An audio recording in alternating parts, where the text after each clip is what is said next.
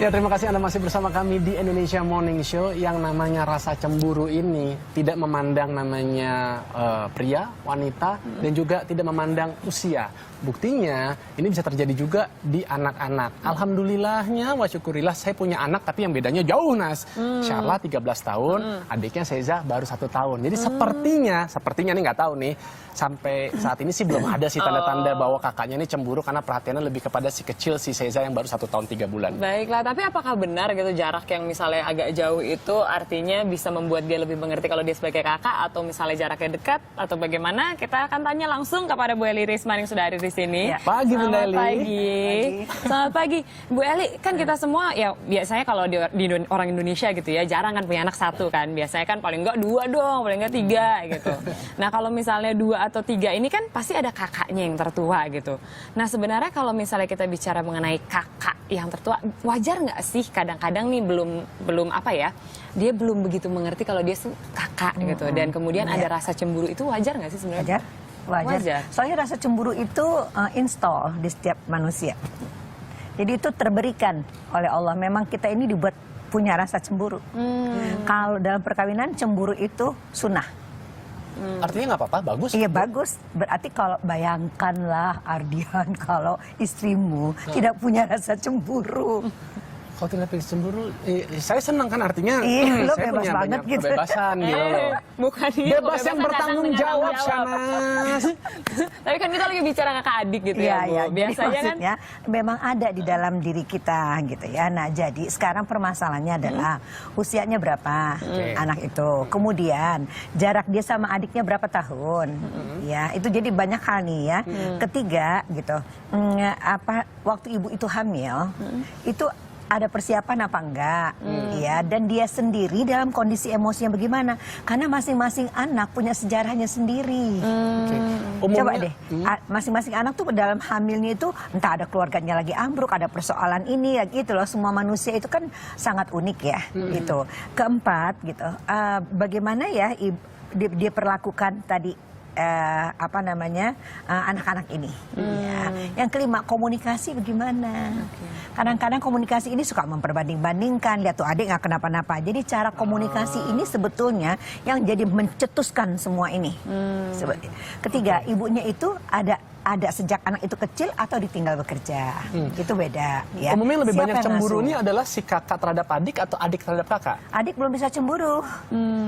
Karena adik belum mengerti, yang biasanya cemburu itu kakak. Karena kakak dia udah lebih dulu lahir, otaknya udah mulai lebih banyak bersambungan. Kalau bayi gimana dia cemburu, dia nggak tahu apa-apa. Artinya tapi kan kakak lebih pintar, Bunda. Artinya tadi kan sudah lebih banyak menyerap informasi, pembelajaran. Betul, tapi tadi makanya pertama sekali yang ibu tanyakan usianya berapa. Karena pada satu kita lahir ini ratusan miliar sel otak dikasih sama Allah.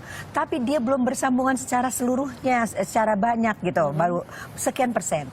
Kemudian pada usia 1 tahun terjadi 1 triliun sambungan, ya. Tapi kan anak baru 1 triliun gitu loh. Jadi kita harap dia mengerti seperti orang dewasa. Yang rada-rada anak itu apa orang tuanya. Gitu. Jadi kita harusnya berpikir dari sudut anak ini. Nah banyak sekali perlakuan kita menuntut anak ini untuk mencapai pemahaman seperti orang di atas 7 tahun atau di atas 8 tahun. Padahal dia 2,5 tahun atau 3 tahun. Tanda-tandanya gimana sih tapi Bu Eli kalau misalnya memang kita, anak kan nggak mungkin langsung bilang cemburu gitu sama adiknya. Gimana dia kata cemburu? Gimana kita melihatnya kalau sepertinya kakaknya nih cemburu nih sama adiknya? Ngeganggu, rewel, menunjukkan bisa regresi. Misalnya gini, ini terjadi pada anak saya loh, pada udah disiapkan, iya. Pipis di tempat, nahan pup, membuat-buat ulah aja mencari perhatian. Iya, terima kasih. Ya, kenapa? Tadinya cuma perhatian buat Adrian saja. Begitu lahir Sahnas, kan Sahnas lucu, baik, dan tidak berdaya. Kata kunci yang sering sekali dilupakan oleh orang tua adalah tidak berdaya. Adik itu nggak bisa ngapa-ngapain, adik itu lemes. Yang dibilang sama ibu-ibu pada umumnya adalah, nanti punya adik ya, punya temen main. Maksud kan adiknya nggak bisa ngapa-ngapain, itu semua orang datang, semua orang, iya lucu, dia lupa nih. Nah, jadi seharusnya dia hanya diperhatikan pada saat menyusui, pada saat dia dibutuhkan gitu loh. Setelah itu, ini serahkan ke orang lain, ini yang dipegang. Ini yang diajak main, ini yang diajak ngomong gitu. Si kakaknya ini. Si kakaknya. Tapi kan kadang-kadang bayi rewel, kadang-kadang nggak kepada siapa kita ini minta tolong, ya kadang-kadang demam, ibunya juga gitu. Jadi seharusnya apabila udah masa 2 bulan lewat, maka yang apalagi kalau ditinggal bekerja, ketika pulang nggak ngejar bayi dulu, yang dikejar si kakak dulu. Yang udah mengerti, yang otaknya bersambungan gitu. Walaupun ini tetap kita perhatikan cukup kelengketan apa enggak. Itu kalau enggak dia datangnya ke sini dulu, ke yang bayi dulu. Ini kayaknya pas Ntar banget. ya. Ntar gitu. Ini yang terjadi dalam keluarga saya. Ini jujur nih, Syarla mungkin nonton. Ayah nih mungkin banyak kesalahan. Karena setiap saya pulang, saya pasti yang akan saya peluk, yang saya gendong pertama kali adalah si bayi. Bayangin, saya atau Sahnas yang sulung ini melihat itu setiap hari. Hilanglah sudah perhatian dariku, hilanglah sudah kasih sayang dariku, hilanglah dari cinta, hilanglah aku dari pelukan ayah, hilanglah aku dari sapaan ayah. Berapa yang hilang? Itu banyak sekali orang tua tuh nggak mengerti bahwa yang diutamakan kakak dulu. Jadi banyak sekali kalau misalnya datang konsultasi atau apa gitu ya, itu sebetulnya cuma itu. Jadi tingkah laku mereka sangat luas range-nya karena sangat individual. Tadi tergantung oleh banyak hal yang tadi ibu bilang. Ayah hadir apa enggak? Misalnya kalau ibu lagi pegang anak, harusnya ayah main sama si kakak. Tapi Syarla sih tidak memberikan ada gejala-gejala yang seperti Bunda katakan. Mungkinkah kecemburuan itu tidak ditunjukkan alias dia diam 1000 bahasa, Karena tapi sebenarnya 13 tahun sebenarnya dia dia memendam sudah kecemburuan. remaja, iya. Jadi satu lagi kan orang boleh nggak Bu dihukum? Kok dihukum perasaan? Perasaan nggak dihukum, perasaan itu sah. Jadi apa yang caranya? Bikin got, alirkan. Bagaimana Gak enak ya tiba-tiba ya. Gak enak ya tiba-tiba punya adik yang ngasih habis 13 tahun. Komunikasi lagi. Iya, jadi seolah-olah kita berada di tempat dia. Mama jadinya harus memperhatikan adik terus ya. Jadi kakak nggak diperhatiin ya kak. Itu. Kasih got. Nah itu. Terus alirkan. Sedih sekalian nanti kalau mau nasihatnya nanti 30 menit lagi. Kalau nggak nanti sore. Kalau mau dikasih pemahaman, jangan sekarang. Baiklah. Gitu. Tapi Bu, kalau misalnya kita melihat kasus dari Adrian gitu, Syarla kan memang sudah 13 tahun begitu, baru kemudian punya adik. Tapi ada juga yang memang usianya misalnya terpaut 2 tahun saja, 3 tahun saja. Apalagi Adakah usia ideal tapi sebenarnya untuk seorang anak itu mengetahui bahwa dia sudah bisa mempunyai adik atau ini adalah adik yang sudah paham gitu konsep dari kakak beradik? 4 tahun 5 tahunan.